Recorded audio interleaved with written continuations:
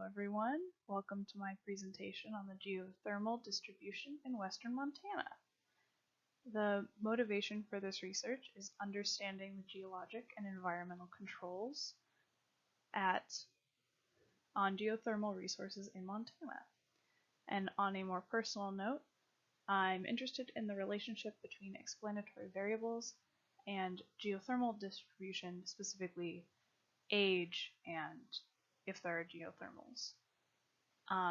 My study area is going to be the western half of Montana, as there's very little information on geothermals when compared to the eastern half of the state, where we have a pretty robust data set. I'm going to be compiling this data and analyzing it using machine learning. We're doing a supervised classification, which means that 10% of the data is going to be excluded for our validation purposes.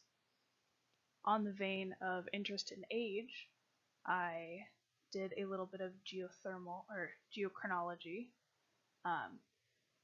looking at the formation of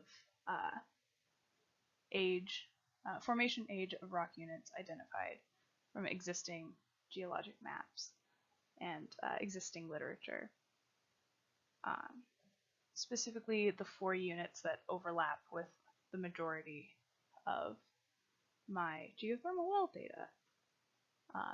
Even more specifically, we have the Boulder batholith coming in at 73.7 to 81.7 million years old, as told by Debray 2012, and those were uranium-lead ages.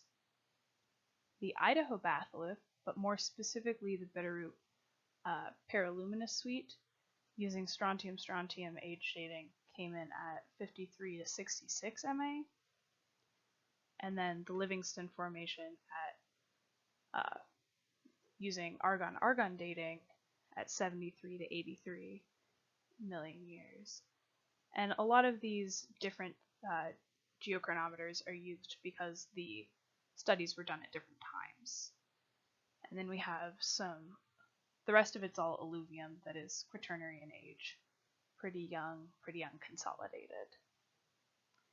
My intended workflow for this data set is to extract age, rock type, land cover, and faults to a geodatabase, and then using that geodatabase to train the data set. And after that, we're going to generate random points across western Montana, and then repeat step 1. So re-extract all those ages, rock type, land cover, and then finally run the train and predict model to output a prediction layer for geothermals. And that moves us into the diagram right here. This is what the tool looks like in ARC. We decided not to go the Python route because we were running into some interesting errors that I'm not equipped to handle. So we're using the force-based classification and regression that already exists within ARC Pro as our very powerful tool. In the future, we're going to, once the data set is fully trained, start categorizing the random points as either likely or unlikely to be a geothermal resource, and move on from there. Down here I have all of my references. Does anyone have any questions?